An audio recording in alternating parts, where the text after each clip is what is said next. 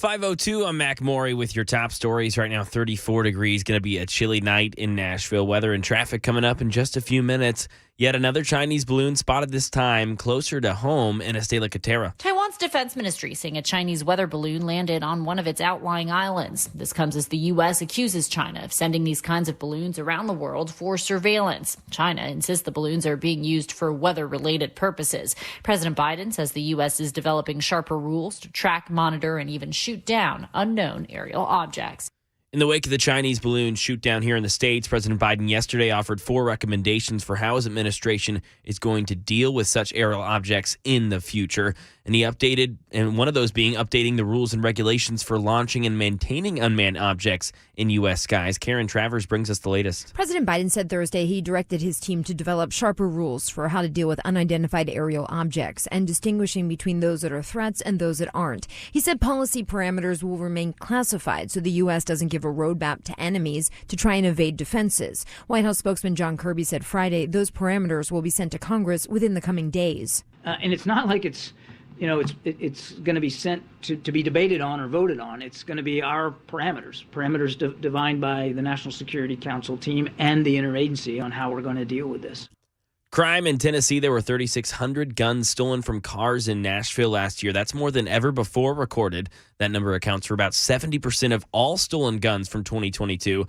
And this year, there have already been close to 150 guns taken from cars in Music City. Right now, there's a proposed law in Tennessee that would make it a misdemeanor for any gun owners to store firearms in a car or a boat. And that is the latest news. Weather's next. I'm Mac Maury, WTN News.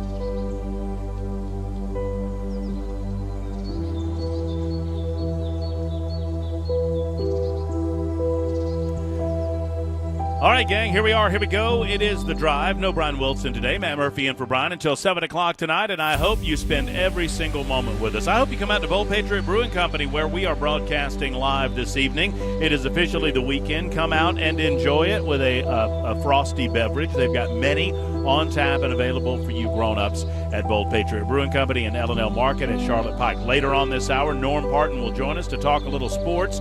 Daytona 500 this weekend, and I'm excited about it, a new season of NASCAR racing, and we'll talk with Norm about that, amongst other things, to include an update on the Nashville Fairgrounds Speedway and when we can expect maybe some news about what's to come there. A lot of exciting activity coming up in Nashville, not just in Lebanon, not just at the Super Speedway, but also at Nashville Fairgrounds. Okay, so we'll let me say one more thing about the conversation involving the Phil Williams piece on Andy.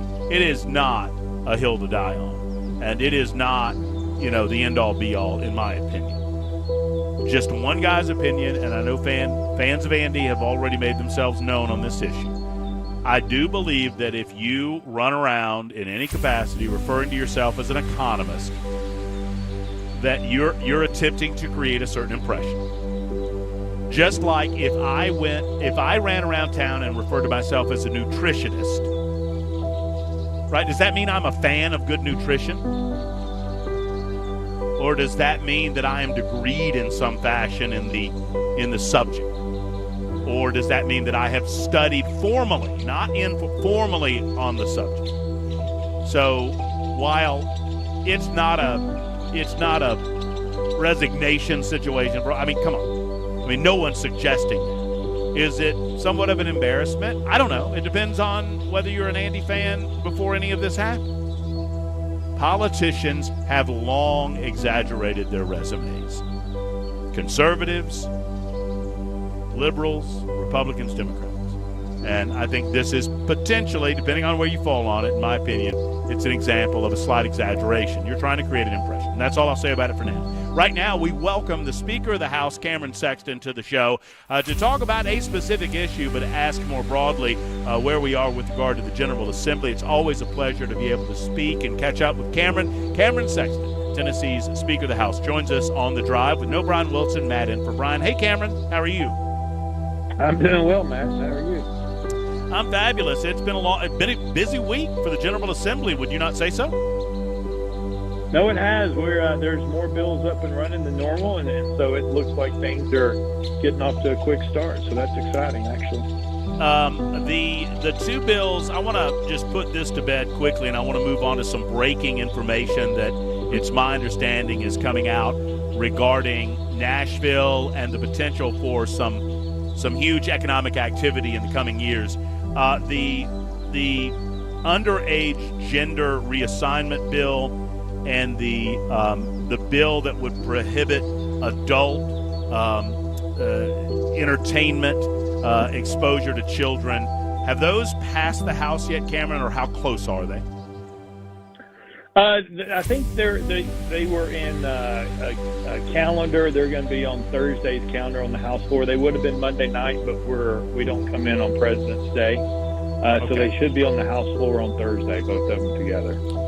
We had a chance to speak to the governor earlier, and he's anticipating those bills, and I asked him unless something significant changed as to his understanding of them. And I know that you, as Speaker of the House, have such a great relationship with the governor, and I asked him if it was his expectation that he would sign them immediately, and he said, as soon as the process is completed in the House, that he has every expectation that he'll be signing those. So I wanted to see where we were on that. Tell me where we are on the RNC front. I hear some things, but I don't know things. You, sir, know plenty as Speaker of the House.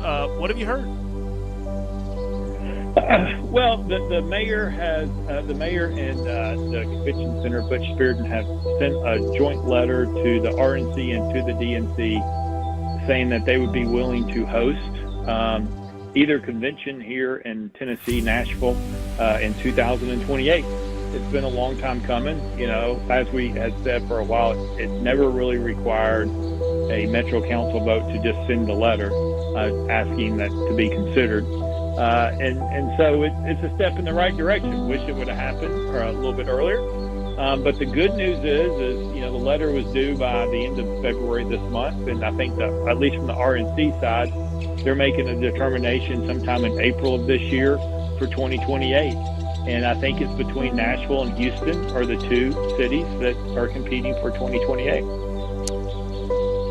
Is that early, Cameron? I mean, obviously we just found. Yeah. I mean, is that an early time frame?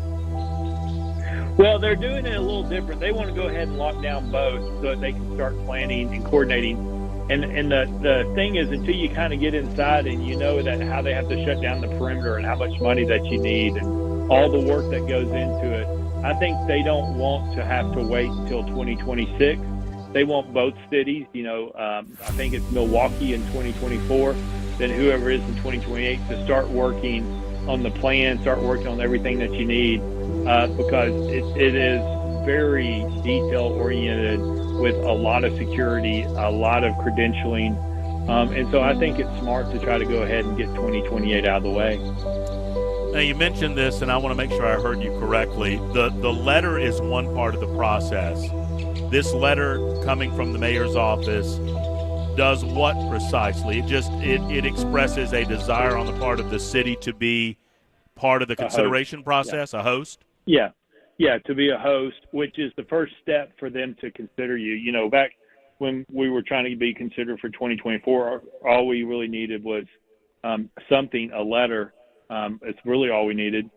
They were trying to pass a resolution for Metro, which they never could get through, to the RNC saying we'd be willing to host, and then they would make their decisions. Because if you're not willing to host, then they're not even going to consider you to host. And so that's why Milwaukee won. We basically took ourselves out of the running. I think we have a 50-50 chance against Houston. We should know here in a few months if we're successful or not. And then we have to start negotiating in Metro and trying to raise money. And at that point, things would be required to get past at Metro. Hopefully we'll have a new council with some new members who roll off, who were not supportive of it, and have people who look at the long-term economic plan of Nashville and what it would bring instead of kind of looking at it from a political lens. Cameron Sexton, our guest, he's Speaker of the House of the state of Tennessee, talking to us about breaking developments regarding the mayor offering a letter of desire, if you will, to host the Republican National Convention. Is it your understanding that he also presented one on the Democrat side for the Democrat National Convention, Cameron, or do you know? Yeah, no, he did, which is perfectly fine. Look, I'm willing to host whichever one wants to come to Tennessee. It doesn't matter to me. It'd be great recognition. It's free marketing all across the United States as well as the world internationally. Bring a lot of sales tax dollars in.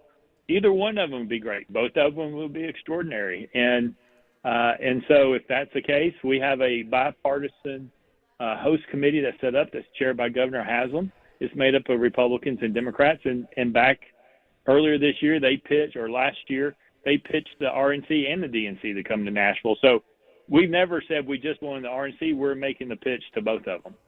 And I've thought this for a time, Cameron. Why? And I guess I understand that from an optics standpoint, the Republicans and the Democrats want different cities, different venues, but they're often held in back-to-back weeks. It would make sense structurally and from a security standpoint for one city to handle that load. It would give those cities a better opportunity to handle the security load and at the same time reap the benefits of the economic activity as a result of the outpouring of time, man hours, and money that it would take to host something along those lines. So this means that we do not need anything from the Metro Council for the next several months until a decision is made, correct? Yes, correct. And then once if a decision is made and it's positive for Tennessee and Nashville, then we would start the process of working through getting to 2028. I mean, I think I have an understanding of the benefit of this. Describe to me what the challenges are. I mean, I would think that Nashville in the year and a half that I've been here is as well prepared for something along these lines as any city in America, considering the amount of tourists that we host on a regular Friday and Saturday night, not to mention the NFL draft and some of these other huge economic drivers that come to town or have come to town over the years. What are some of the challenges involved in something along this magnitude?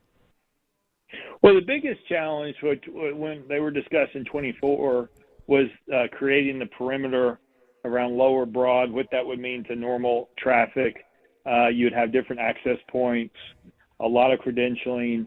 Do you have enough hotel rooms? One of the nice things about Nashville, and especially in the next couple of years with the additional thousands of hotel rooms that are going to come online, is when you usually take these events outside of like a New York or Chicago. For example, I think one time they were in Florida, and people who were going to the convention had to commute an hour to just get there because there wasn't enough hotel rooms in the city for everybody. And so Nashville is vastly improving. I think you could host the thing almost with everybody in Davidson County on hotel rooms, some maybe on the outskirts. And so those are all the things you look at. But, I mean, at the end of the day, you have every news network in the world that would be in Nashville going to Lower Broad, talking about Tennessee, talking about how great of a time they're having in Nashville, as well as all these people who are traveling from all over the state who probably have been to Nashville but maybe not have been to Nashville. And so it would just be a huge, not only an economic boom, but be a huge international boom. And if we want to get to where we're going to host the WWE for WrestleMania, which is their biggest event, which brings in hundreds of thousands of people, and then if we get to the point where we think we will to host a Super Bowl, which is the biggest event you could ever have, this getting a convention is a step to allowing us to learn how to hold these big events and not mess up when we get the biggest. Well, and you create that connective tissue between the hosting of an RNC or a DNC and the reality, the potential reality of a new enclosed facility in downtown Nashville, which is an expectation that a lot of us have in the coming months, that the final decision and plans will be made on some sort of new facility that would be a replacement for Nissan Stadium, have a dome over it. I mean, you allude to that. Is that is that a part of the consideration on the part of the RNC, do you think? Or do we know? I mean, it would be. I mean, they're looking for a venue a certain size. Bridgestone would fit it. Of course, it has to be inside. A new stadium would fit it. We have the capability of fitting in at Bridgestone. You would have to lock down more of Lower Broad in that scenario. What I will say, though, is everything that Nashville has done, and I'll give Nashville credit, and Butch Spearden at the Convention Bureau a lot of credit for getting us in a spot to where we can do this. I mean, think about we started with the CMAs, and it blossomed, and then the show Nashville, and then tourism took off. Then they did the NFL draft and blew it out of the water, which people really took notice of how the convention center in Nashville handled that. And then we have the New Year's Eve show. That's one of the few live shows that has been really successful. And it was the second year we've done it.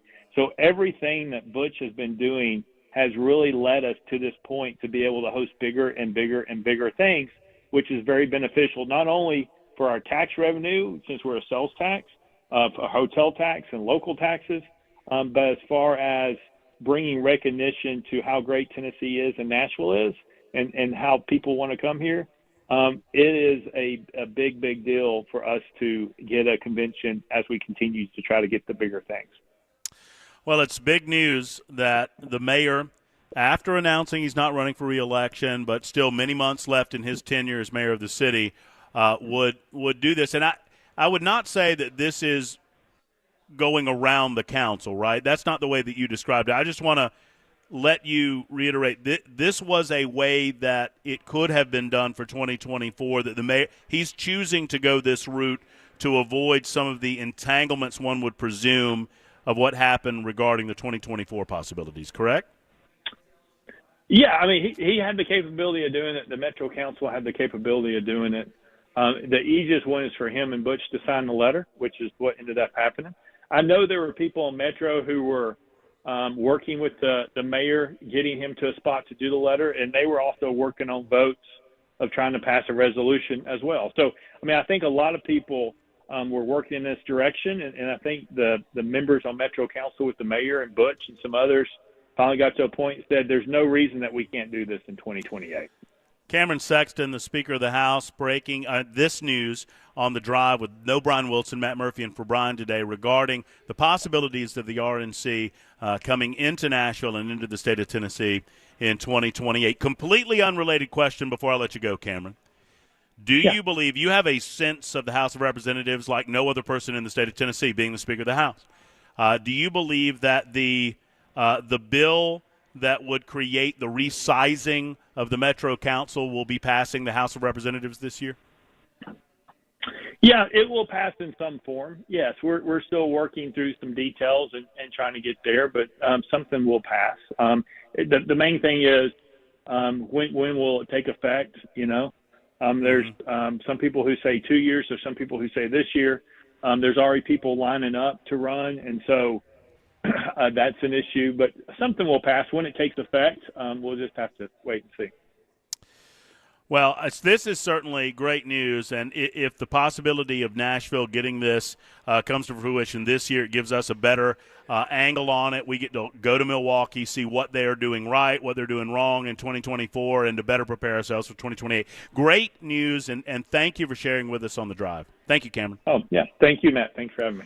There's Cameron Sexton, Speaker of the House, breaking that huge news that we're going for it in 2028. I was of the belief that 2028 was off the table, but we'll talk about the obvious fact that was not the case. And Cameron Sexton breaks that news to us this afternoon. It's 5:23 on Super Talk 99.7 WTN.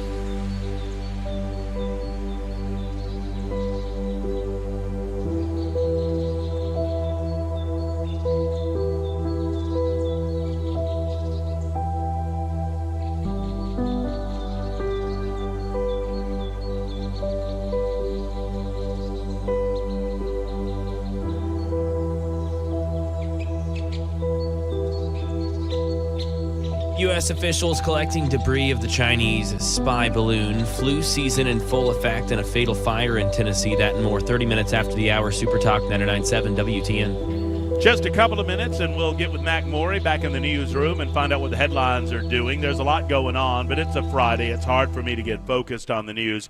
I will share with you some thoughts about Joe Biden signing his executive order aimed at what he calls rooting out racism in the federal government, which, I mean, it's just it's absurd on its face. But we'll get into that more coming up in just a few moments on the drive. No Brian Wilson today, Matt Murphy, and for Brian, we're at Bold Patriot Brewing Company. Come out and see us if you're off and you're ready for the weekend and you want to have a delicious adult beverage. They've got a bunch of them on tap right here at Bold Patriot Brewing Company, and we would love to see you. You could even serve. I mean, you got one. You're doing everything out here. Janet's left you alone. Walt's not around. I mean, everybody's gone. You know, just the lone soldier left behind the bar taking care of business. Well, does the lone soldier get a name? I don't know I was embarrassed to say I don't know that I've ever heard his name. His name's Scott, Mac. How dare you not know that? How do you not know Scott? He's been here forever. Hey, Scott. Come on, Mac. Golly. I'm sorry, Scott, that Mac didn't know your name. Thanks a lot for calling me out, Maury. Sorry. I know this guy's name. He, when I first came to Nashville, and I started telling people that I liked NASCAR, and I liked racing, and I loved the idea that the Nashville Fairgrounds still was there and was still holding races multiple times a year, maybe not on the NASCAR circuit, but maybe one of these days it would be back. Everybody to a man told me, you need to talk to Norm Parton. That's what they told me, Norm. And I've got to tell you, when we met and we sat down, I was so impressed with your lengthy resume. For a guy as young as you are, you've done a lot. Well, for being 18 years old, I have seen a little bit. That's true. How's it going, man? It's really good. We're in the battle at the fairgrounds, and it's all kind of coming to a head in the next couple of weeks. And it's tough. There's people against it. There's a ton of people for it. People in the neighborhood are raising issues, and I get it. I bought an office building 37 feet from 2 railroad tracks that run the main north-south out of Nashville. And I bought the building even though that was going to be there. And I knew it was there when I moved there, is what I'm trying to say. What you're trying to say is that you've demanded that they reduce some of the trains coming by now? I lay across the tracks. So far, I'm just getting shorter. But it's kind of fun to engage in the neighborhood. And every Saturday, I go into the neighborhoods and get out of my car and walk around and talk to people. And do you really? Yes, I do. Every Saturday. I'll be out tomorrow. Good for you. As a matter of fact. All right, hold your thought there because I'm looking at the clock and we got to get to Mac Morey in the newsroom. But when we come back, we're going to talk to Norm about Nashville Fairgrounds Speedway. We'll talk to him about racing more generally, and he's going to make me jealous about his knowledge of cars and all the ones that he's seen over the years. It is 5:32 on Super Talk 99.7 WTN. The drive continues next.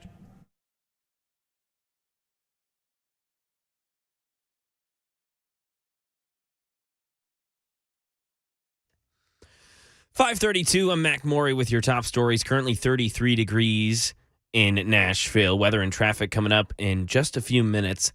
During the White House briefing today, White House spokesman John Kirby gave an update on the collection of the debris of the Chinese spy balloon that was shot down. They did finish their recovery operations off the Carolina coast. They got almost all, at least that which was recoverable, and it's quite a bit. It's a significant amount, including the payload structure as well as some of the electronics and the optics. And all that's now at the FBI laboratory in Quantico.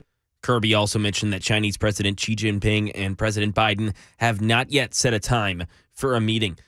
Flu season after an early start to the season. CDC says influenza activities falling now in the states. Dave Packer. The Centers for Disease Control and Prevention reporting that flu activity is low nationally. New flu hospitalizations as of February 11th, falling compared to the week before. Just 3 jurisdictions, Hawaii, New York City, and Washington, D.C., are reporting high levels of influenza-like activity. No states reporting very high levels. Almost 46% of adults say they've gotten a flu shot as of December. That's nearly 6% higher compared to last flu season. And a fire in Tennessee. Channel 4 says that a fire in Hickman County ended one man's life. It was in Centerville near Highway 100. It happened on Wednesday. The man was found dead on the scene, and an investigation has been launched into what caused the fire and the death of the man. That's the latest news. Weather's next. I'm Mac Morey, WTN News.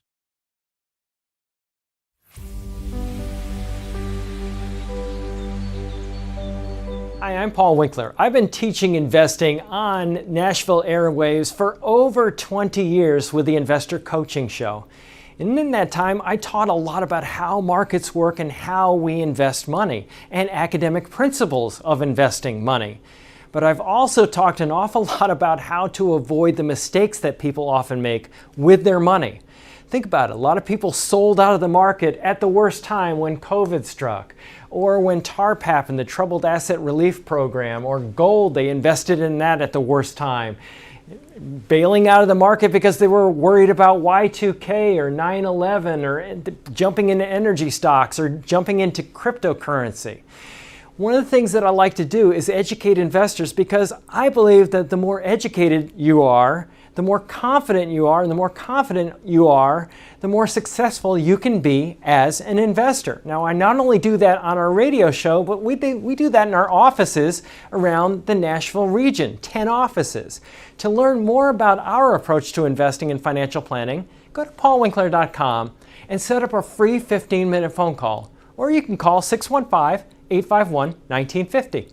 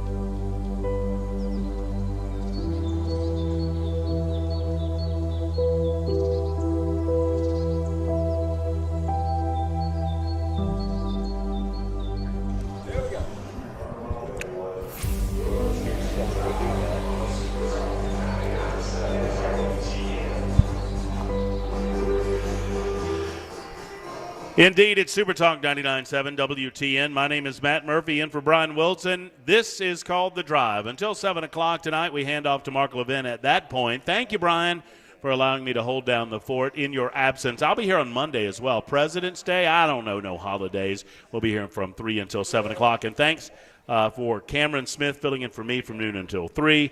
On Monday, Pamela Furr will be in my normal slot from noon until 3, and I'll be here from 3 until 7. Also here is Norm Parton. I don't know if he'll be here on Monday, but he's here right now. I want to play a game of Stump the Chump on the Super Text line. You're the chump, by the way, Norm. I've been called worse.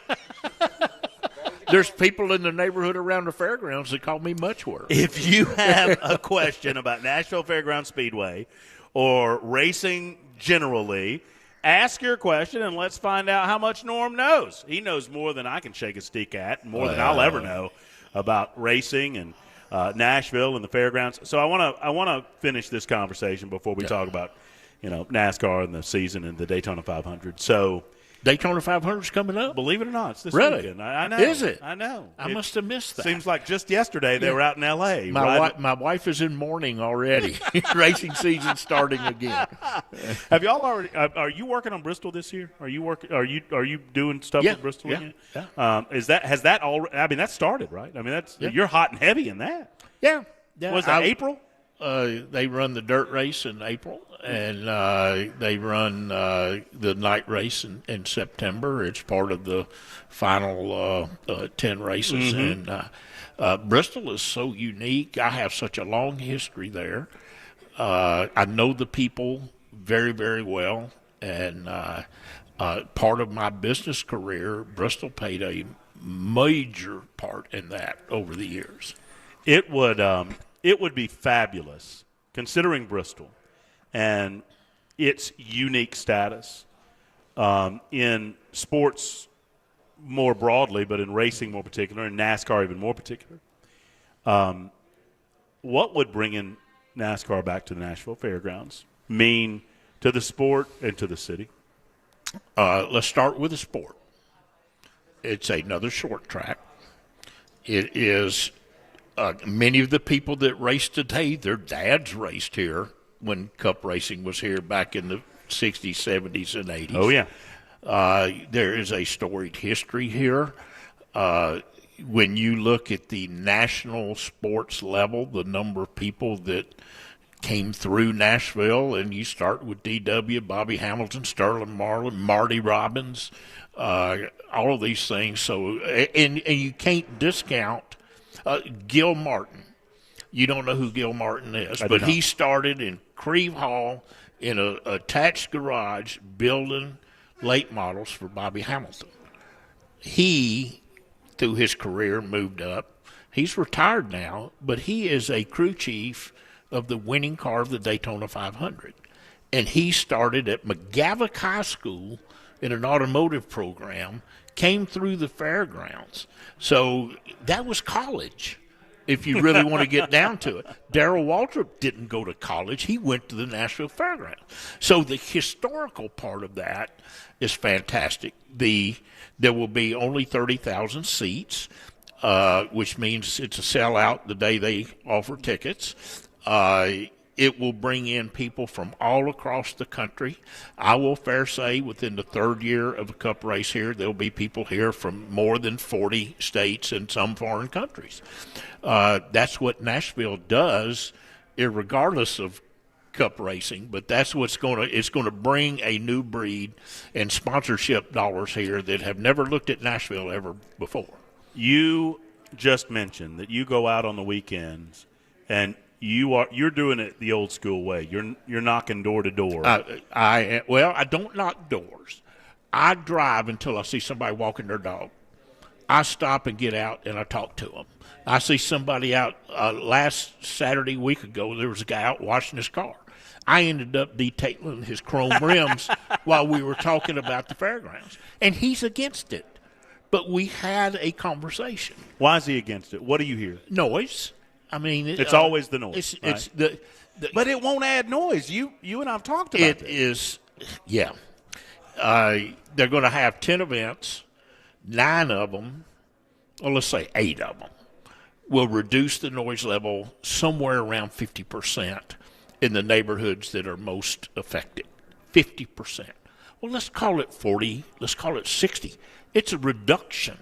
It is millions of dollars being spent to reduce the noise just for the neighborhood. Now, when the Cup Series gets here, they don't run mufflers today. So that noise is going to be louder. Okay. All right?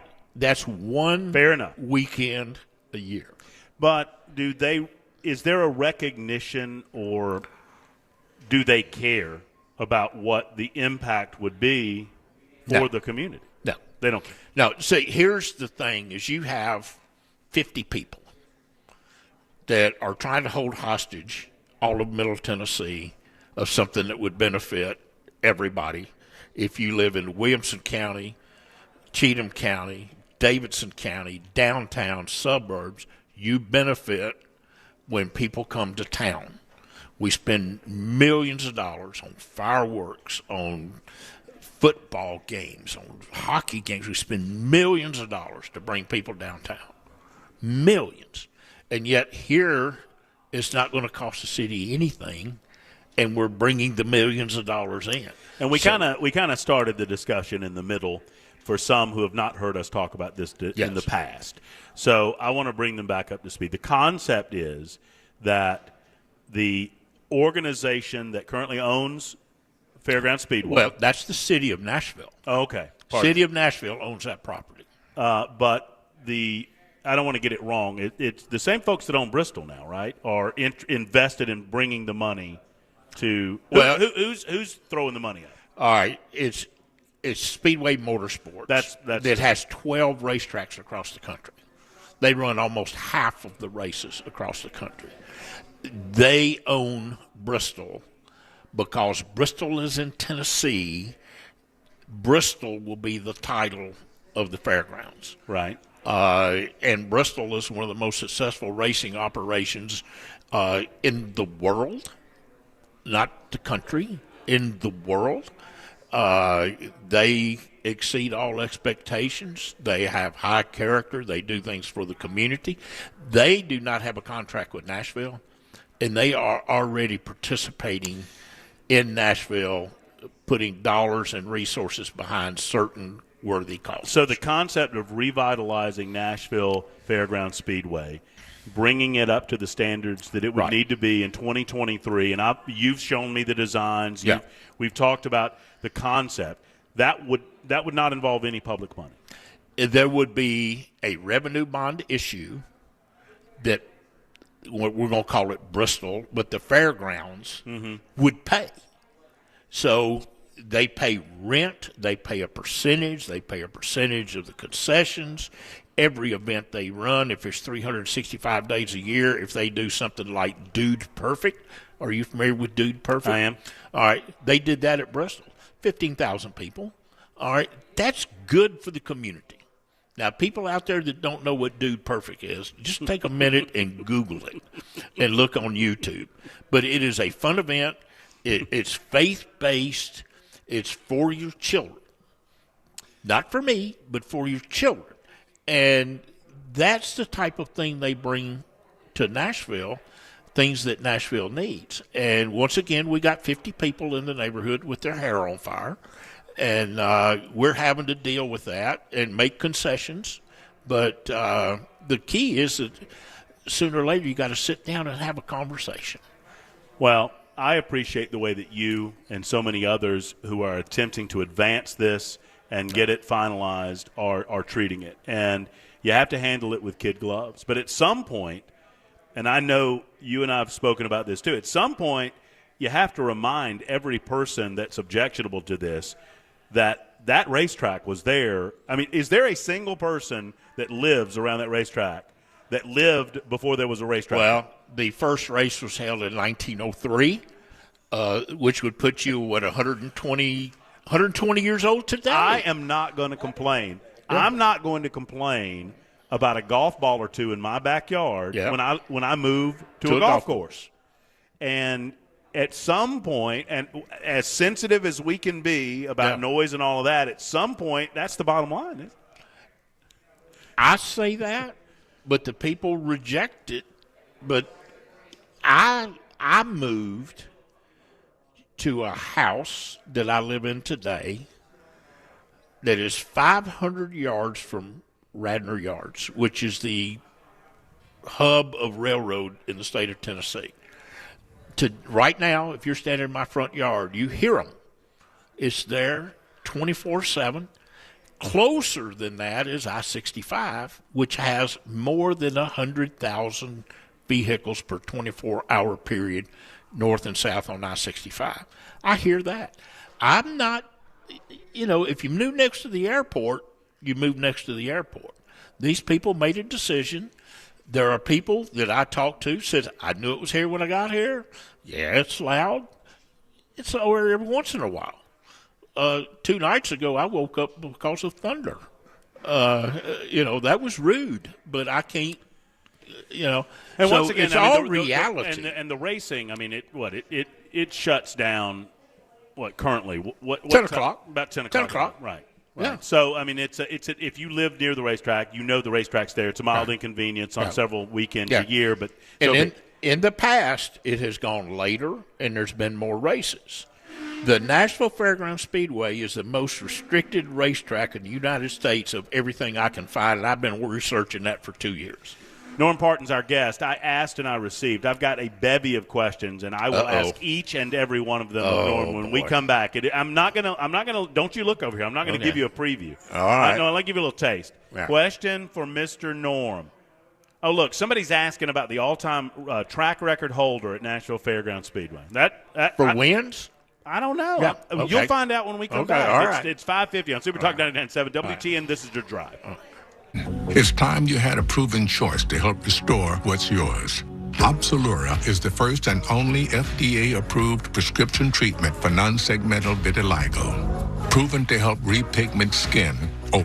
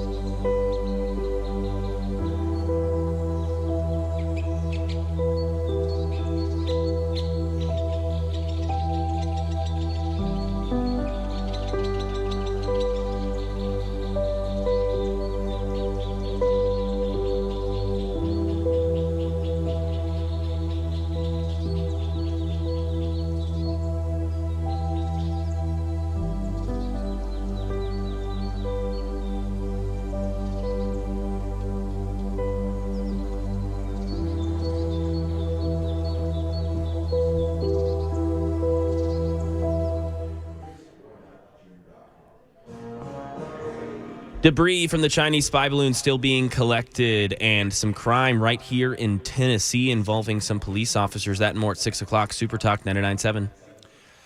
5:58. I know you, Mac Maury, are a dog lover. We've had two of my favorite. Oh, I love that. I love them. They came in just moments ago, and I got completely distracted. I bet one of them's name is Growler. Get it? Get it? No, that's bad. Okay, Bud? No. We got two four-legged friends in the house at Bold Patriot Brewing Company. We're here till 7 o'clock tonight. We'd love to hear from you and see you. Come on in and see us. I might even buy you a beer. You never know. Norm Parton's with us as well, and I promised we'd get to some questions. We only got about a minute left. So before we do that, Norm, we'll do that after the break. Okay. I'm going to lock the doors and carry you over. Where are we in the process? How close are we to an agreement between the city and the powers that be to revamp and revitalize the fairgrounds to the point that NASCAR will be pulled back into the city? Okay, the city has agreed. That's the mayor. That's great. The mayor has agreed. It has to go before the Fair Board, which it has been before the Fair Board since before Christmas. Work sessions, so forth. They have to vote. Public meeting is Monday night. We're looking for a huge turnout where you get to speak for a couple of minutes. Like this Monday? This Monday night at 6 o'clock at the fairgrounds. Hello.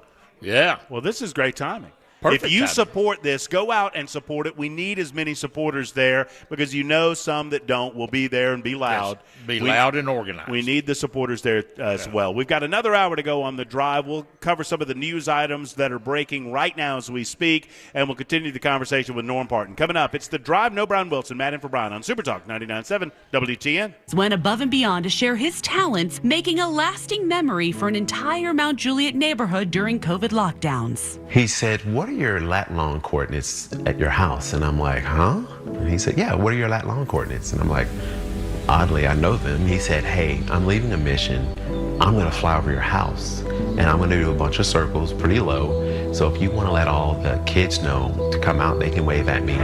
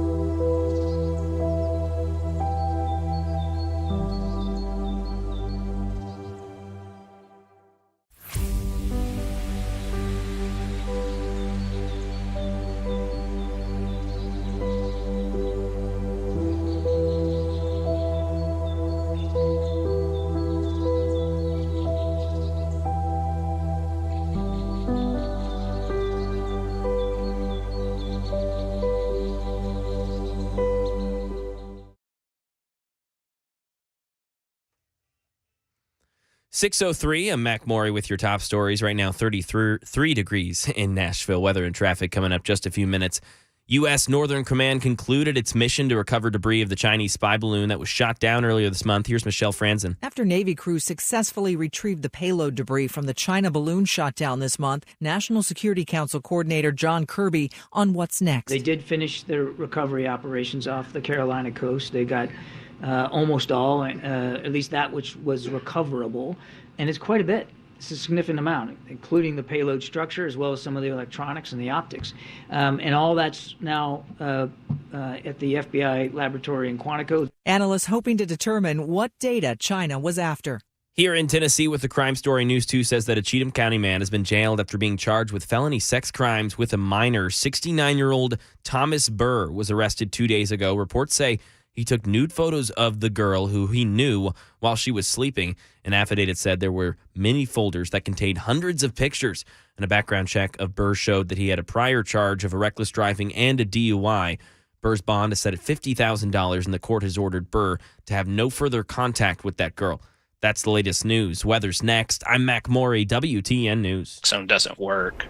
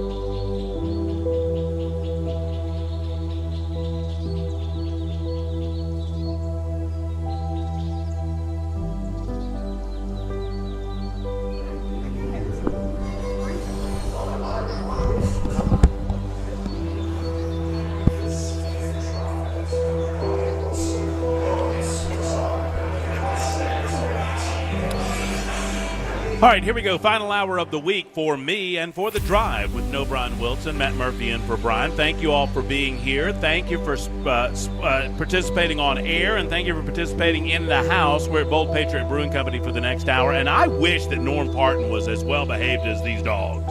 I'm so jealous. I know. That is the most amazing. We're sitting here looking at two dogs that are sitting here, and no one would even know they're in the place if you didn't see them. That is absolutely amazing. And what is neat is that dog. She got up and went to the restroom. He's waiting right there till she comes around that corner. Mama's gone, and we're just waiting patiently. I'm so jealous. That's beautiful dogs, by the way. Absolutely. Beautiful dogs. And well-mannered. We're at Bold Patriot Brewing Company, where you can bring your four-legged friend and have a beverage. I don't know if you can order a beverage for your four-letter friend, but you know what? Why not? I mean, if they're of age, I mean, all they have to be is 3, right? I'll buy that one a beer right now. Norm is with us, and we're taking a break from the politics of the day. We're watching the activity, and frankly, there's not a lot new going on in Washington, D.C. and beyond. Now, we did speak with Governor Bill Lee earlier today, and we will re-rack that for those who missed it at 6:35 this evening. So if you missed our conversation with Governor Lee, never fear, we'll play that for you in about 25 minutes or so. I've not forgotten about McMorey. We're going to have a little short Friday Mac Attack somewhere in the neighborhood of 6:25, right before the 6:30 news. Jay St. Clair was with us. We had Cameron Sexton on making the announcement that the possibility of the Republican National Convention in Nashville, in Tennessee, is not a dead one. He says that the Mayor John Cooper, has presented the letter to the RNC as well as to the DNC saying, hey, Nashville's open for business in 2028. We know what happened with the 2024 convention possibilities. Sadly, partisan politics got in the way of the Metro Council. However, I guess John Cooper was not going to be dissuaded from the desire to get this into town. He's obviously a fan of the concept, and so he's put out the letter, and this circumvents the need to have the Metro Council sign off on it prior to the decision-making. And the decision-making seems a lot earlier. That's because it is. They will decide on the 2028 convention sometime in the next several months, and so we'll keep you up to date on that as more details become available. That was Cameron Sexton coming in with us a little earlier, and you can find this on the podcast page, 997WTN.com. Right now our guest is the one and only Norm Parton. He is our racing guru in Nashville and beyond. He always laughs when I tell him that, but I mean that. I have such respect for your years of longevity in and around the sport of auto racing, particular to the city of Nashville. And with that in mind, I begged of you on the Super Text line to send Norm questions. I called it Stump the Chump. I don't know why that came to my mind while I was looking at Norm, but it did. And I actually take it as a compliment because my wife calls me much worse. And a lot of you have taken me up on it. 615-737-9986. If you want to ask Norm a question about anything involving the fairgrounds, anything involving NASCAR racing, or more broadly, racing in general, Norm's here for you. And let's see. Jason wrote this in, and I want you to speak to it before we get to some of the stumpy type questions. The racetrack issue, he says, sadly will be in the courts for many years to come. It's a really neat place to watch a race. I watched the Truck Series run there many years back. Do you share that? No, it's not going to the court. They'll either decide to move forward or they won't.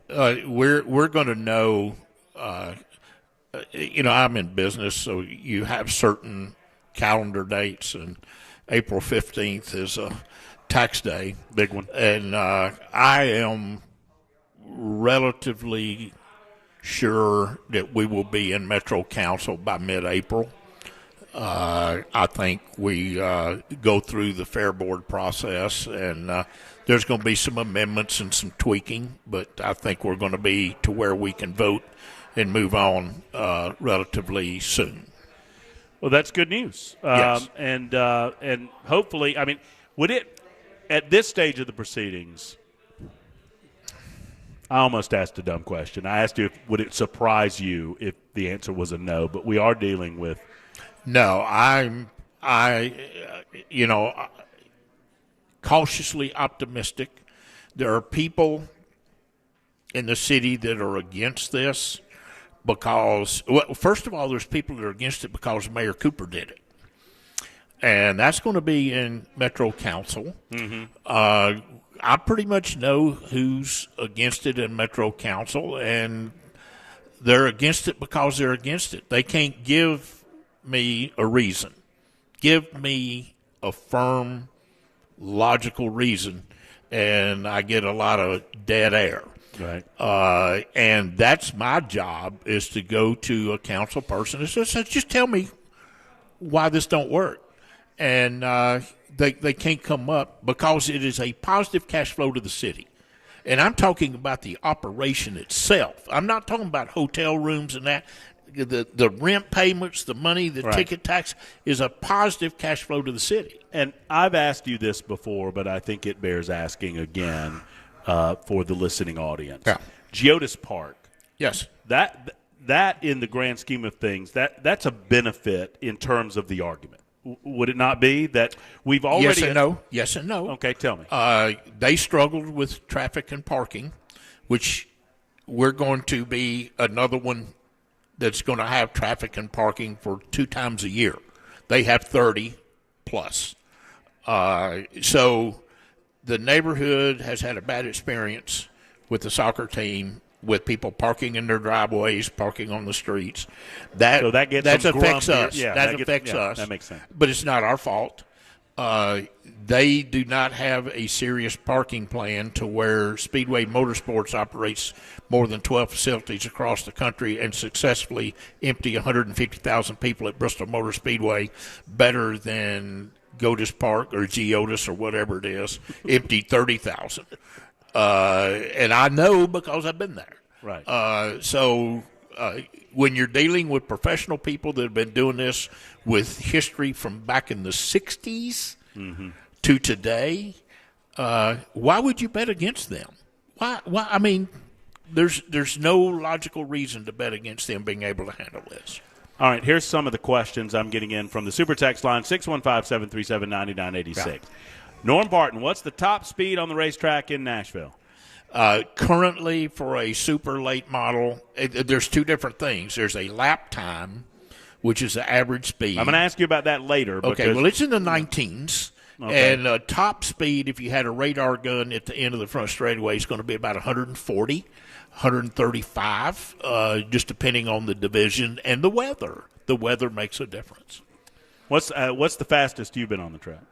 On that track? Yeah. I've run a 22. You've run a 22? I was messing with you.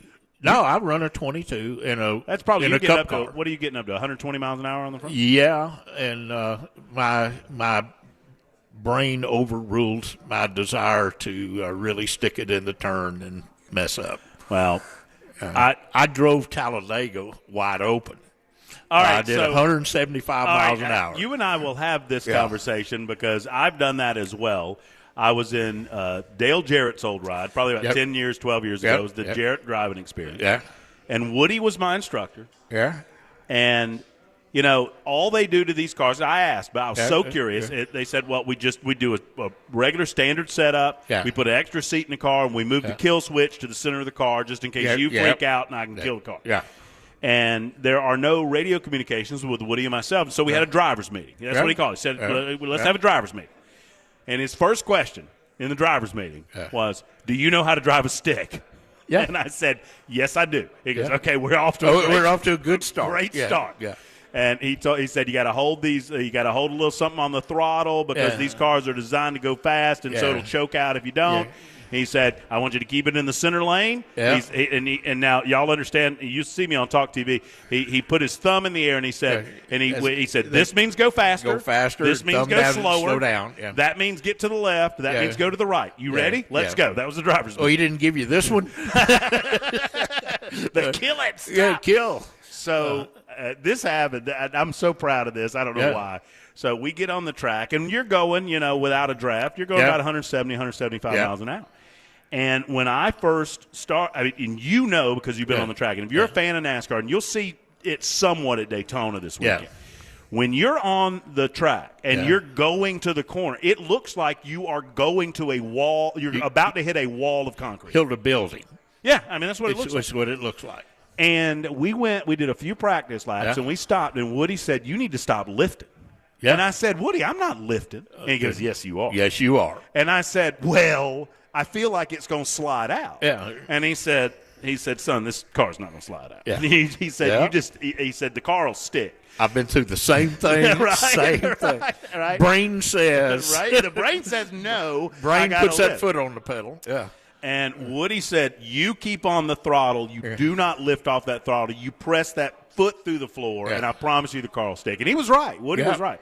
So but what a feeling when it sticks. See, that's what people don't understand. You've gotten off the interstate too hot before, and you have that 2 seconds. It's, oh, no, and you slow the car down, and you know the tires are squealing. But your brain tells you to slow down for that ramp. So you get on a racetrack, and I've done Bristol. I did 80 laps at Bristol. Oh, boy, oh, boy. And you go down there, and you're going to speed that you don't have to lift. But it's I'm not going to lift. I'm not going to lift. I'm not going to lift. I lifted. Right, And your foot overrides your brain. Your foot does it, and it took me like 10 laps, and I literally grabbed the steering wheel enough to break it in half. I'm gritting my teeth. I go down there, and I stick it in that turn, and like you said, the car does that little skitter on there, and that's the greatest feeling in the world. And you're like, wow, that worked. And I want to do that again. And then you imagine, and I envisioned while I was on the track in my head, I thought, I cannot imagine doing this surrounded by 40 other cars that are inches away from me, and I would be going about 20 miles an hour fast. And if you mess up, it's going to hurt. It's going to hurt. Well, my little personal victory was that they wanted you to stay for safety in the middle of the track. Middle of the track. But I told when we were getting down to the last laps, and I knew it because Woody was giving me the numbers, 4, 3, 2. And I said, I'm going to come out of 2 at Talladega, and I'm going to just let it sling to the top. Out to the wall, And I did, and Woody's gesticulations in the passenger seat, he started with just kind of a little point, and then kept pointing, and I saw him, he almost grabbed the wheel. And then I got off the wall, and we got, and he I can't say it on the radio, but he said, "You did that bleep on purpose." And I said, "Well, Woody, come on. I mean, when is the next time I'm going to be out here?" And he was like, "Well, that wasn't fun." And I said, "Woody, how close did I get?" And he put his fingers up, and he said, "About that close." And that was my personal. When I drove Atlanta, if you were riding in the passenger seat, and I did this on purpose on the straightaway, you would have been able to reach out the window and touch the wall. I got right up there, and all this crap is blowing up in the car. But what a feeling of seeing those fence posts go by so fast. Oh, man. And I'll tell you something, that if you're riding in the car, homeschool here, I'm sorry for those out there that don't care anything about racing. But if you're riding in the passenger seat and you're doing 100-something miles an hour, and you turn and look out the window to the right, the fence post going by will nauseate you in about 10 seconds. And it is your eyes are doing, of course, radio. We're on radio. You can't say that. But, I mean, it is flickering by so fast, your eyes get drunk. And you will literally throw up. And I've seen people do it. I've challenged them to do it, and they throw up. All right, real quick, timeout. Back in a moment, and a rapid fire with Norm Parton on the questions. It is 6:22 on Super Talk 99.7 WTN.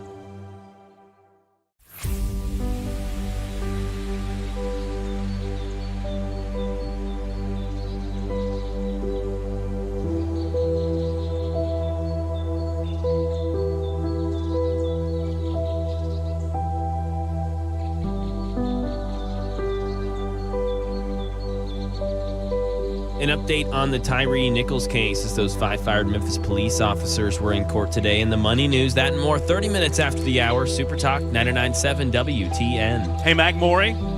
Oh, hello. Oh, no, it's all good, man. What's up? So enthused.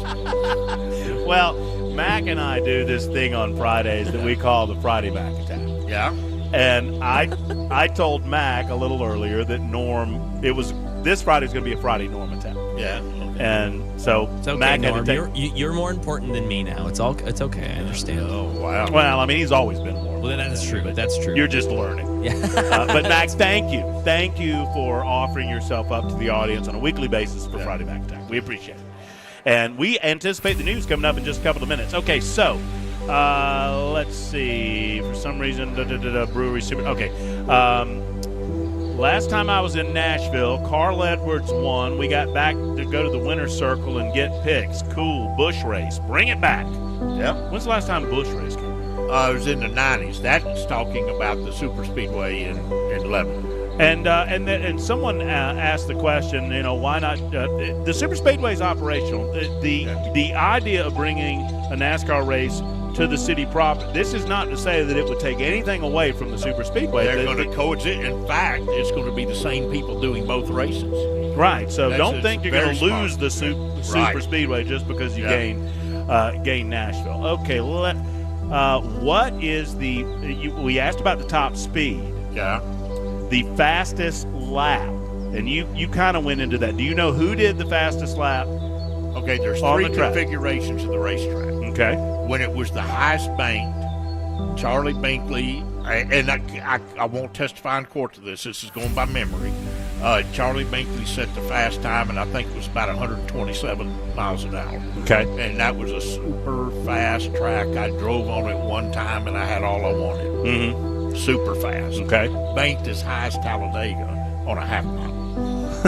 It's like that's kind of Bristol, right? Well, Bristol-like. It's like driving a car inside a gymnasium. Right. It's you're turning all the time, and it's bad fast. Ask Norm, how and where is Russ T that did race night with him way back when? He's probably listening right now. Russ is part of the IndyCar network. He is in the booth for every IndyCar race as the statistician and the guy with the facts. You know, when you do a football game or any sports, you got the on-air talent, but they come up with this absolutely wonderful stat or fact that this is the first time so-and-so scored 10 baskets. Yeah, somebody's feeding them that, Somebody's right? feeding. That's Russ's job. And he also does TV work for basketball games and other racing events. All right, 4480 writes in and says, maybe this old boy, I think he's talking about you, wants to dip his pockets and compensate the people who live around the Speedway, and that way everybody's happy. Well, I would like to know what needs to be compensated, because I live next to Radnor Yards. Should I be compensated? My office is 37 feet from a railroad track. Should I be compensated? Railroad track is 24/7, 365. What do you need to be compensated for? You moved next to a racetrack. I can't help but to go back to that. But that's the argument. You decided to move there. Right. I bought an office building between I-65 and a railroad track. You can't talk in my parking lot, and there's no race cars. Patrick writes in, did Norm know the local late model racer Danny Binkley? Yes. He and my uncle were buddies. We always got into the infield. Danny Binkley. Who's Danny Binkley? Binkley's, the whole Binkley family. Right? They were racing back then? Race. When I was in short britches, they were racing, and they continue to race. So. Do Sterling or Stedman still race in Nashville? No. Sterling I saw a has video of Parkinson's Sterling. Yeah, disease. that's right. He is officially retired in farming, and I think Stedman is farming as well.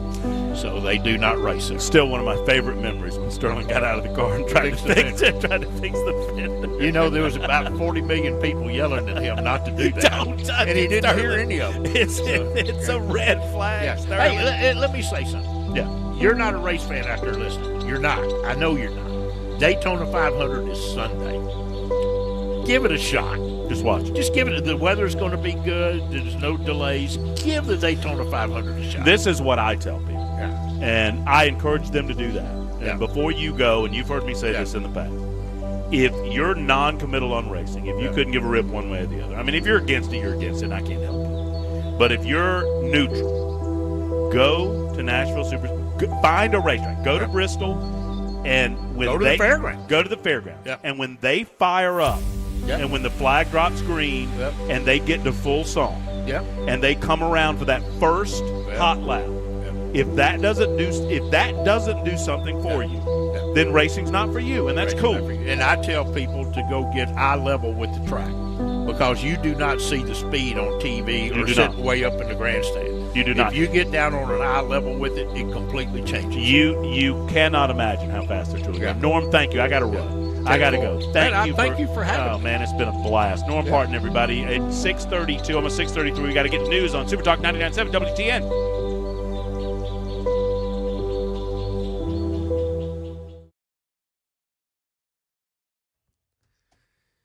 Now, 33 minutes after the hour, 6 o'clock, I'm Mac Maury with your top stories. Right now, just at freezing, 32 degrees in Music City. Weather and traffic headed your way in just a few minutes. Starting right now in Memphis, the 5 fired police officers there were charged with murder and other crimes in the death of Tyree Nichols.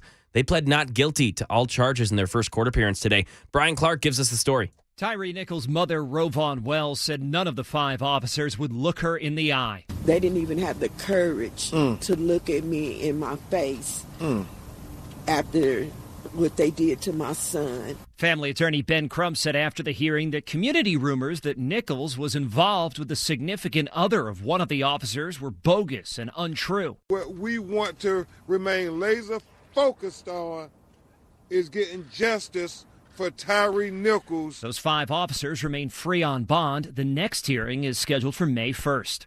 Over to some money news. Daria Albinger runs us through what happened today on Wall Street. Major indexes closed another bumpy week with a mixed performance amid worries that inflation is not cooling as quickly or as smoothly as hoped. The Dow added 130 points. The broader S&P 500 index gave back 11, and the Nasdaq closed 69 points lower. After the indexes climbed last month with hopes that cooling inflation could get the Federal Reserve to take it easy on interest rates, the markets hit turbulence in February because reports recently have shown more strength than expected in everything from the job market to retail sales to inflation.